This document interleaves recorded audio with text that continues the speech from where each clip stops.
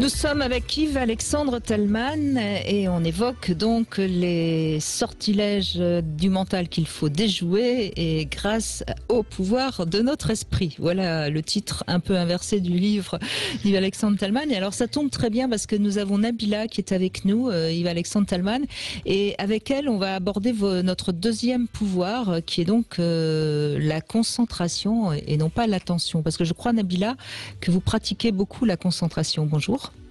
Oui, bonjour. Oui, tout à fait. En tout cas, j'essaye au maximum. J'ai un travail très stressant.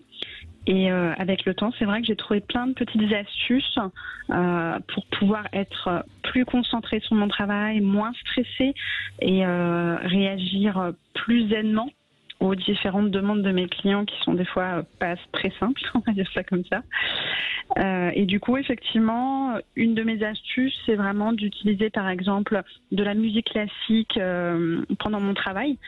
Je me rends compte que ça me permet vraiment d'être plus apaisée et de moins réagir violemment à des demandes assez stressantes. À côté de ça, j'utilise aussi pas mal la méditation, la respiration. Donc le matin, en général, j'essaye de me faire des séances de méditation et dans la journée, des séances de respiration dès que je sens que effectivement le stress prend un petit peu le pas sur ma journée. Oui. Mais bon, comme je vous disais tout à l'heure, effectivement, c'est vraiment avec de l'expérience et des grosses périodes d'angoisse et de stress qui ont fait que j'ai réussi à développer ça et je pense qu'il faut vraiment essayer de le personnaliser. Oui, mais d'après ce que vous nous dites, Nabila, vous avez des clients qui sont des stimuli très stressants. Donc, oui. Vous avez certainement pris conscience que si vous ne travaillez pas un petit peu sur votre concentration et sur une capacité à évacuer tout ce qu'on vous envoie de toxique, vous auriez peut-être été mal, quoi. Oui. Tout à fait. Donc déjà, il y a la prise de conscience qui me semble-t-il, est positive. Oui, tout à fait, effectivement. Prise de conscience qui a été faite de diverses façons, puisque du coup, c'est mon corps principalement qui m'a sonné plusieurs fois. Qui a envoyé le signal. Oui. Voilà, exactement. Et puis après, effectivement, avec le recul, je me rends compte qu'il y a des périodes où je suis vraiment plus stressée que d'autres. La fin d'année en général, personnellement, j'ai pas mal de stress entre le boulot, le perso, les fêtes de Noël, etc. Et du coup, j'arrive à m'organiser pour être un peu plus zen, prendre du recul, m'occuper plus de moi, justement, en fin d'année, et pour pouvoir gérer tout ce qu'il y a à gérer, qui est pas simple.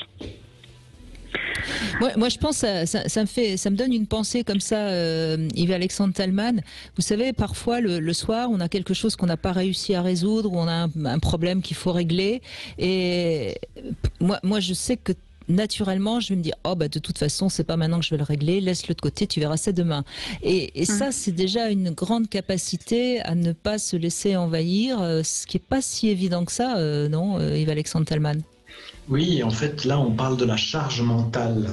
La charge mentale, c'est ce à quoi on doit penser, tout ce à quoi on doit penser, alors qu'on est en train de faire autre chose, du reste. Je peux être en train de travailler, je pense que je dois encore passer à la boulangerie ou régler une facture ou que sais-je encore. Donc, là, on est sur le pouvoir de concentration, effectivement, de vraiment faire une chose à la fois. Ça, c'est vraiment un fondement de toute la neuropsychologie à l'heure actuelle. Notre cerveau ne peut pas bien faire deux choses différentes simultanément, sauf si une est automatisée. Je peux tout à fait conduire un véhicule et écouter la radio, bien sûr, parce que la conduite est automatisée. Mais quand je dois me concentrer sur une tâche, je ne peux pas en faire deux à la fois, si ce n'est au prix d'un effort qui va m'épuiser. Donc, par rapport au travail et à toutes les astuces qui ont déjà été évoquées par l'auditrice, je dirais que moi, j'aime encore ce qui est l'aménagement du contexte. Donc des choses toutes simples comme enlever les notifications sur le smartphone ou bien alors débrancher la messagerie électronique et ne la consulter que à des temps où on se dit à l'avance qu'on va le faire. Ça aide aussi beaucoup pour préserver l'attention. Oui, vous voulez dire quand on est en train de faire quelque chose, ne pas être dérangé par exemple par un SMS qui arrive ou je ne sais quoi. Exactement, oui. Et souvent, c'est ça, hein, on se rend compte on est distractible. Et pour moi, le vrai pouvoir de concentration, c'est se rendre compte qu'à certains moments, on est indisponible, c'est-à-dire qu'on est entièrement dévolu à une tâche. Puis à d'autres moments, on est disponible, on se laisse distraire. Mais c'est nous qui devons le décider. Et avec la technologie moderne, on est de plus en plus facilement distractible, hein, à savoir on est de plus en plus facilement pris à l'extérieur de nos tâches. Puis chaque fois, il faut y revenir et ça coûte un effort de mémoire et ça coûte un effort de concentration. Et au final, on est beaucoup plus fatigué pour n'avoir pas fait plus de tâches pour autant à la fin de la journée. Allez-y Nabila, vous êtes avec nous. Oui. Tout à fait, effectivement, je suis vraiment d'accord. Et c'est pour ça que moi, j'aime autant la méditation. C'est parce que c'est vraiment un moment où je coupe tout et que je suis uniquement sur mon bien-être, sur moi-même. Et j'oublie même effectivement les millions de listes que j'ai dans ma tête souvent, de tout ce qu'il y a à faire, de tout ce qui est important.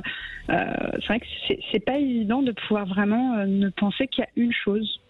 Et j'ai l'impression qu'en plus, avec la société aujourd'hui et les sociétés, des fois, les sociétés qu'on nous demande en général de faire plusieurs choses à la fois, c'est de plus en plus complexe. Et c'est stupide parce que l'idée c'est il faut rien louper, alors que de toute façon on n'aura pas assez d'une vie pour lire tous les livres qui ont été faits, voir tous les films qui ont été et faire tout ce qu'on voudrait faire dans sa vie. Donc autant en effet se concentrer sur ce qui nous semble essentiel. L'intérêt de la méditation, me semble-t-il, c'est que c'est une sorte de rappel à soi, et quand on s'est exercé suffisamment, on peut en une seconde être à nouveau en paix avec soi et pas être dérangé par tout ce qu'il y a autour de nous, hein. Mais ça demande, là encore, un petit peu d'entraînement. Oui, j'ai aussi envie de dire que cette méditation, c'est un rappel à soi, mais c'est aussi un rappel à n'importe quelle tâche qu'on décide de faire, donc de concentration. L'exercice méditatif par excellence, c'est de revenir au stimulus qu'on a choisi. Ça peut être soi-même, bien sûr, mais ça peut être n'importe quoi. Je peux faire une tâche, par exemple remplir un dossier, et puis faire cet exercice d'y revenir. À chaque fois que mes pensées dérivent, de revenir et de revenir encore. Et bien sûr, plus je me suis entraîné grâce à la méditation, et plus je serai à même de faire facilement cet exercice de concentration, cette fois non pas sur moi-même, mais sur une tâche, on va dire, extérieure, un travail que je dois faire. Oui, effectivement. Et pour vous donner une autre petite astuce que j'utilise régulièrement également, j'ai beaucoup de clients en ce moment et beaucoup de dossiers en cours. Et c'est vrai que souvent, avant d'aller me coucher, j'ai toutes ces tâches en tête et j'ai tous ces dossiers en tête à me dire demain, il faut absolument que je fasse ça, il faut que je fasse ça sur ce dossier-là, etc. Et l'astuce que j'ai trouvée qui m'aide pas mal, c'est vraiment d'écrire tout ce que j'ai à faire. En fait, avant d'aller me coucher, j'ai un petit calepin à côté de mon lit et j'écris les choses que j'ai dans la tête. Ok, il faut que je fasse ça, il faut que je fasse ça, il faut que je fasse ça. J'ai l'impression du coup de l'extérioriser et de faire Absolument. que je me couche pas avec. Et en fait, ça m'aide beaucoup à dormir. Non, mais c'est très juste parce que vous les avez notés, donc vous êtes sûr que vous n'oublierez pas demain et vous n'êtes pas obligé de vous les remémorer toute la nuit pour être sûr de ne pas en oublier une. En fait, c'est une manière d'extérioriser de manière officielle pour pouvoir être tranquille la nuit. C'est très très bien, c'est une très très bonne méthode, je trouve. Oui, et en plus de ça, avantage, cerise sur le gâteau, et j'ai envie de dire, c'est que quand on effectue les tâches, on peut les barrer, on peut les tracer. Et donc à la fin de la journée, parfois on se dit mais j'ai pas eu le temps de faire tout ce que je devais faire. Mais quand on voit tout ce qu'on a réussi à barrer sur notre liste, on se dit ah oui, mais j'ai quand même fait un certain nombre de tâches et je peux être fier de moi. N'est-ce pas? Merci beaucoup tous ces bons conseils, Nabila. Merci beaucoup. Merci je vous en prie.